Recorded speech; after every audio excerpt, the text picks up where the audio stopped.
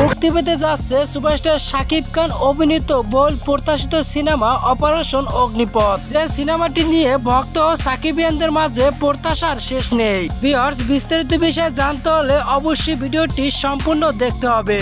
সম্প্রতি 2016 সালে শেষের দিকে নির্মাণ শুরু হয় শাকিব খানের অ্যাকশনধর্মী সিনেমা অপারেশন অগ্নিপথ, কিন্তু পরিচালক ও প্রযোজকের দ্বন্দ্বের কারণে সিনেমাটি এখনো পর্যন্ত শুটিং ফ্লোরেই রয়ে যায়।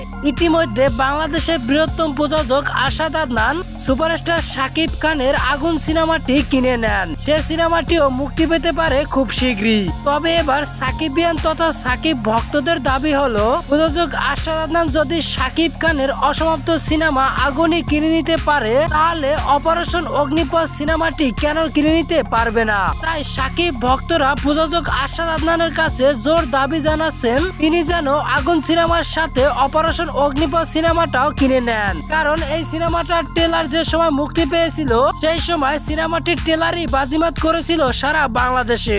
এটা শাকিব খানের ক্যারিয়ারের সর্বোচ্চ অ্যাকশনধর্মী সিনেমা ছিল।